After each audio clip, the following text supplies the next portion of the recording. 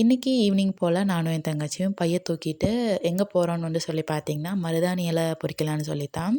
இப்போ வந்து லீவு தானே, வீட்டில் தான் இருக்கோம். ஸோ நல்ல ஹீட்டாகவுமே இருக்குது. மருதாணி வந்து நல்லா குளிர்ச்சி தான். வைக்கலான்னு வந்து ஈவினிங் போல் சும்மா தோணுச்சு. அம்மாட்ட வந்து சொன்னபோது பொழுதோடு எதுக்கு வைக்கிறீங்க, நாளைக்கு காலையில் வைங்க அப்படின்னு சொன்னாங்க. ஆனால் அம்மா வேண்டான்னு சொன்னாலே என்னமோ தெரியல, வைக்கலானே தோணிட்டு இருந்துச்சு. ஸோ எங்கள் வீட்டில் வந்து செடி இருக்குது, ஆனால் வந்து ரொம்ப சின்னது. அதில் வந்து மொத்தமாகவே கொஞ்சம் தான் இலையா இருக்கும். ஸோ பின்னாடி வந்து பார்த்திங்கன்னா பக்கத்தில் இருக்குது. அங்கே போய் வந்து பொறிச்சிட்டு ஈவினிங்கே வந்து பார்த்திங்கன்னா நல்லா உருவியாச்சு. அம்மா வந்து பார்த்திங்கன்னா நீங்கள் என்னமோ பண்ணுங்கன்ட்டு போயிட்டாங்க. ஸோ நானும் தங்கச்சியும் தான் பண்ணிகிட்ருந்தோம். மருதாணி அரைக்கிறதெல்லாம் ஒரு பெரிய வேலையா அப்படின்னு சொல்லிட்டு தான் நாங்கள் வந்து சுத்தமாக கழுகி சுத்தபத்தமாக வந்து பண்ணிகிட்ருந்தோம். ஆனால் என்ன பண்ணிட்டோன்னா, இதில் தண்ணி ஊற்றக்கூடாதாம்மா, ரொம்ப வந்து கொழுந்து இலையா தான் இருந்துச்சு. அது தெரியாமல் ஒரு 1/2 கிளாஸ் தண்ணி ஊற்றிட்டோம்.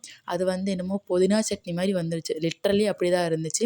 ஆனால் இந்த இலை வந்து நல்லா செவக்கும். தங்கச்சி தான் வந்து பார்த்திங்கன்னா அரைக்கிறக்குள்ளேயுமே கை வந்து நல்லா செவந்துருச்சு. அதுக்கப்புறம் மருதாணியெல்லாம் வச்சுட்டு நைட்டு வந்து பார்த்திங்கன்னா டின்னருக்கு அம்மா தோசை பண்ணியிருந்தாங்க. பீட்ரூட் தோசை வந்து பண்ணி கொடுத்தாங்க.